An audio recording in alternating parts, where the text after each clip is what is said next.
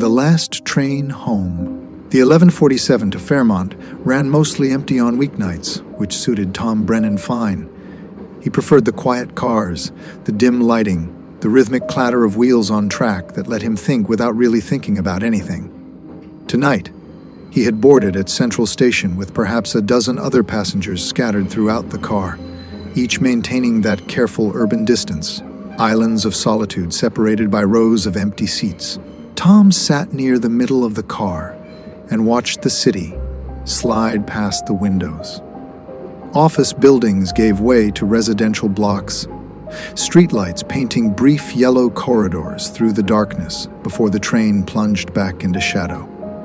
His phone sat heavy in his coat pocket, screen dark. Sarah's text had come through at 6:30, just as he was leaving the office. "Can't make dinner tonight. Sorry." Work thing came up. Maybe next week? Maybe next week. The same word she had used 2 weeks ago. And the month before that, he had gone to Hannigan's instead, the bar 3 blocks from Central Station, where the bartender knew to pour him 2 fingers of bourbon without asking and to leave him alone after that. Tom had nursed the drink for an hour, then ordered another, watching the basketball game on the television above the bar without really seeing it. The Celtics were playing someone. He couldn't remember who. At some point, he had looked at his watch and realized it was 11:35, which meant he would have to hurry to catch the last train to Fairmont. The apartment would be dark when he got there. It had been dark every night for the 8 months since Carla had taken most of the furniture and moved to her sister's place in Connecticut. Tom had learned to live with the darkness, with the echo of his footsteps on the hardwood floors, with the refrigerator that hummed too loudly in the silence. It was fine. People lived alone all the time. It was perfectly fine. The train jerked slightly as it began to move, and Tom settled back against the vinyl seat. Fairmont was 17 stops from Central.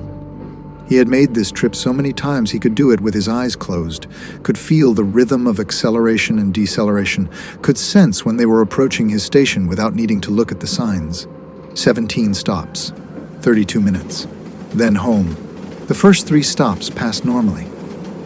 Tom watched passengers get on and off, the usual late-night crowd of service workers and students and people like him who had nowhere else they needed to be.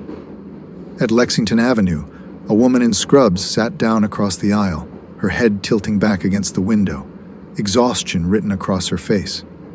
At Portland Street, 2 young men in construction gear boarded, talking quietly in Spanish. The train pulled away from each platform with the same mechanical certainty it had maintained for decades. But at Riverside, where Tom had gotten off countless times to transfer to the crosstown line, the train did not slow. He looked up from the window, surprised. The platform slid past in a blur of concrete and fluorescent light, empty benches and closed newsstands. A schedule board showed departure times in amber letters. Then they were past, accelerating into the tunnel, and Riverside was behind them. Tom frowned. It was possible, he supposed, that they had changed the schedule. He pulled out his phone to check, then remembered it was dead. He had forgotten to charge it the night before, and by the time he had gotten Sarah's text, the battery was already in the red. Now the screen remained dark no matter how many times he pressed the power button. Across the aisle, the woman in scrubs had not reacted to the skipped stop.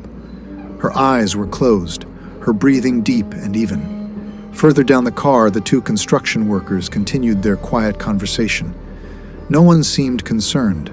Tom settled back and told himself it was nothing. Budget cuts, schedule changes, these things happened. Fairmont was still 12 stops away. He would get there eventually. But the train didn't stop at Gibson Park either, or at Elmwood, or at any of the next 4 stations, all of which should have been regular stops, all of which the train had been stopping at for as long as Tom had been riding this line. The platforms flashed past like film frames, too quick to register details, and the train maintained its steady velocity without slowing. Tom stood up and walked to the door, gripping the overhead rail for balance as the car swayed. Through the door's window, he could see the next car, identical to this one, with a handful of passengers sitting in the same isolated positions. At the far end of that car was another door, and beyond that, presumably the conductor's compartment. Tom pressed the call button beside the door. Nothing happened. He pressed it again, holding it down for several seconds. The indicator light remained dark. When he returned to his seat, he noticed that the stations outside had changed. Subtly, but unmistakably. The platforms were dimmer and the lighting more sparse. The architecture looked older, the tilework and ironwork suggesting an earlier era of construction. Signs that should have been digital were now painted metal. Benches that should have been modern plastic were weathered wood. The woman in scrubs was awake now, staring out the window with the same expression of distant calm. Tom leaned across the aisle. "Excuse me," he said. "Have you noticed anything strange about this train?" She turned to look at him slowly, as if the question had taken a moment to register. "Strange how? We've skipped half a dozen stops, and the stations look different." She considered this, her face showing neither concern nor surprise. "They do look different," she agreed. "Older. Doesn't that bother you?" "Should it?" Tom stared at her. "We're on the wrong line. Or the wrong train. Something's wrong." The woman smiled faintly. "Maybe," she said. "Or maybe we're just going where we're supposed to go." She turned back to the window, making it clear that the conversation was over. He looked down the car at the other passengers. The two construction workers, an elderly man in a heavy coat, a teenage girl with headphones, head bobbing slightly to music only she could hear. None of them showed any sign of distress. None of them seemed to think anything was wrong. Tom walked to the front of the car, steadying himself against the seats as he moved.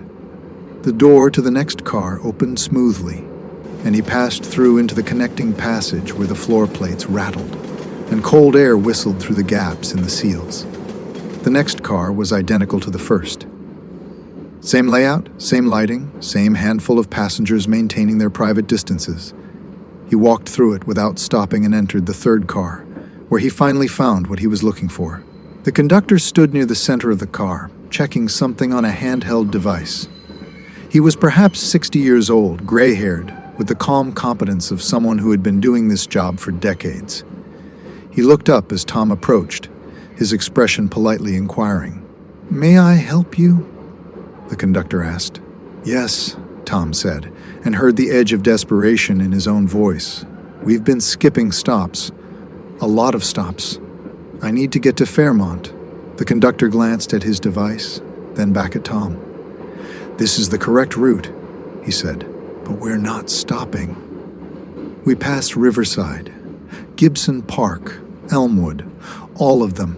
"Express service tonight," the conductor said. His tone was pleasant but firm, the tone of someone who had answered this question many times before. "No one told me it was express, and even express trains stop somewhere. We haven't stopped anywhere in 20 minutes." The conductor smiled slightly. "We'll stop when we reach the correct station." "When is that? Where are we going?" "End of the line," the conductor said. He returned his attention to his device, making some notation with a stylus. Tom reached out and touched the conductor's arm. "Please, I need to understand what's happening. This isn't the normal route. The stations outside look wrong, and no one else seems concerned, but something is clearly wrong here." The conductor looked at Tom's hand on his arm, then at Tom's face. His expression was not unkind. "Where were you going tonight?" he asked. "After you got off at Fairmont. Where were you headed?" "Home," Tom said automatically. "And what's waiting for you there?" Tom opened his mouth to answer and found he could not. What was waiting for him? An empty apartment, silence, the glow of the television, a bed he slept in alone. Morning would come, and he would go to work, where people were polite but distant, where his projects were being gradually reassigned to younger colleagues, where his manager had started having those careful conversations about retirement packages and transition planning. And after work, he would go back to the apartment, and the next day would be exactly the same. "Home," he said again. But the word felt hollow. The conductor nodded slowly. "Sometimes the route changes," he said. "Sometimes we find ourselves on a different line than we expected. It's not wrong. It's just different. I want to get off." Tom said. At the next stop, I want to get off. Of course, the conductor said. When we reach the end of the line, you can get off. He moved past Tom, walking toward the front of the car, and disappeared through the door.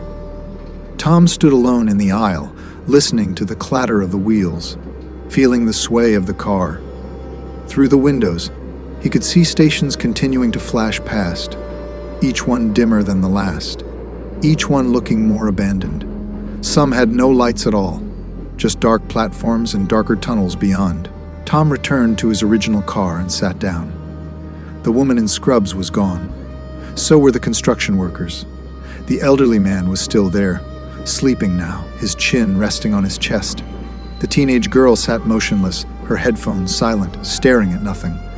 Tom looked at the other passengers scattered through the car and understood that each of them was like him.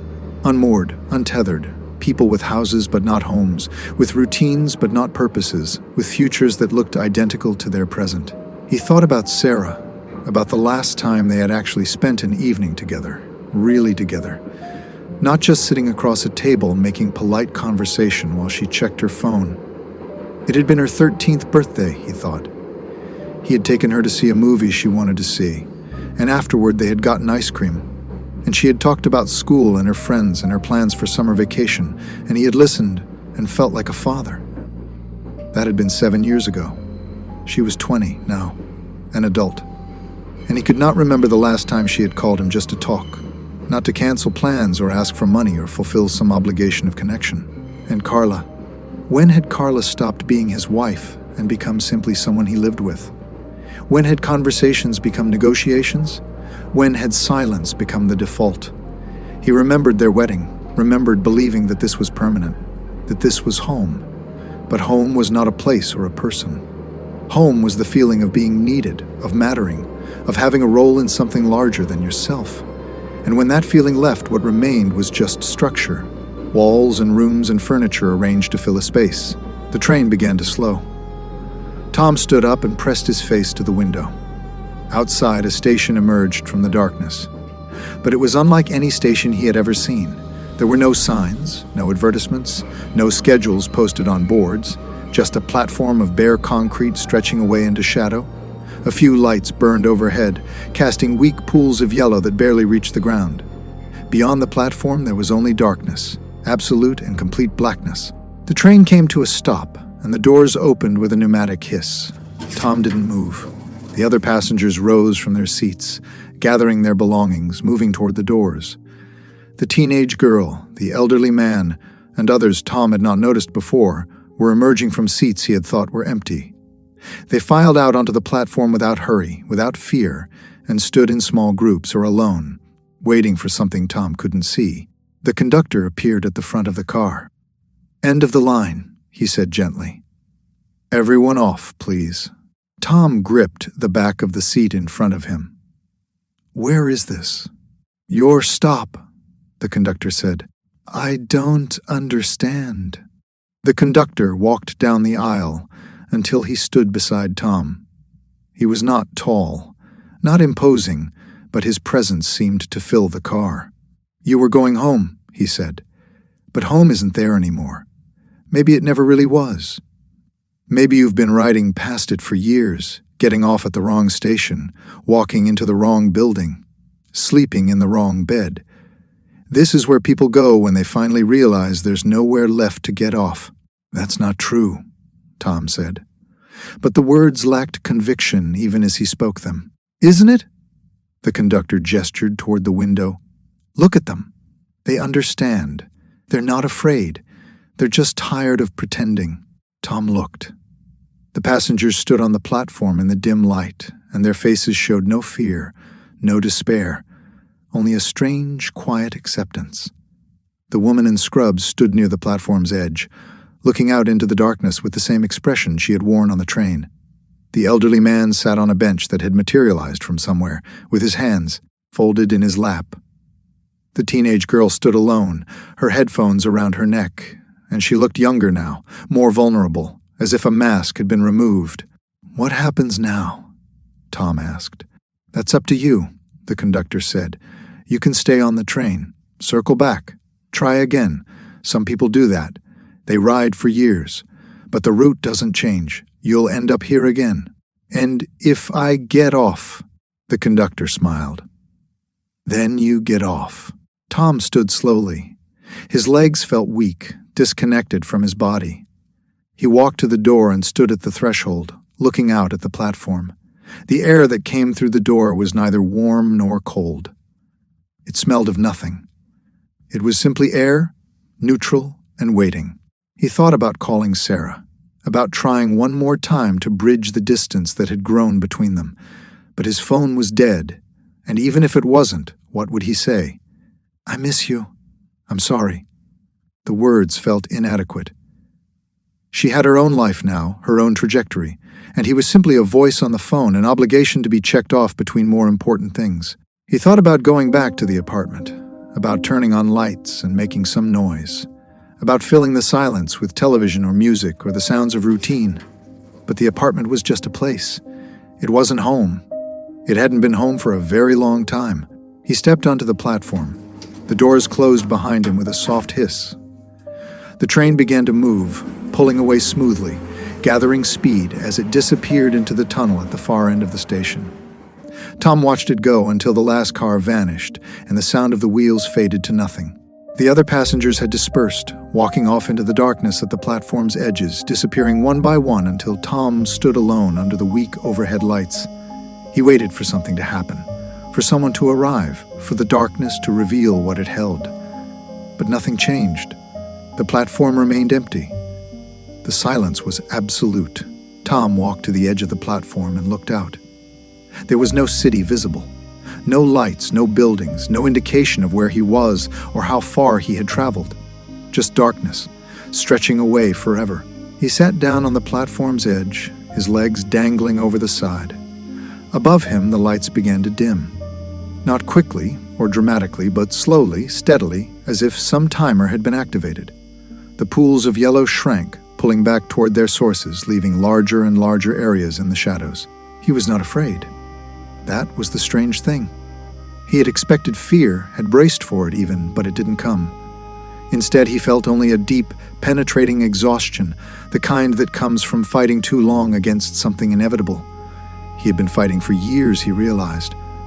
Fighting to maintain the fiction that he had a home, that he had connections, that his life was moving towards something, rather than simply continuing.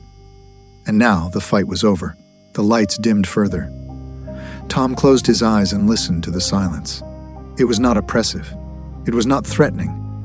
It was simply empty, a void that asked nothing and offered nothing. Somewhere in the darkness, a bell chimed once, clear and distant. Tom didn't open his eyes. He sat on the edge of the platform as the last of the lights faded, and the darkness became complete, and the silence became permanent. The train did not return.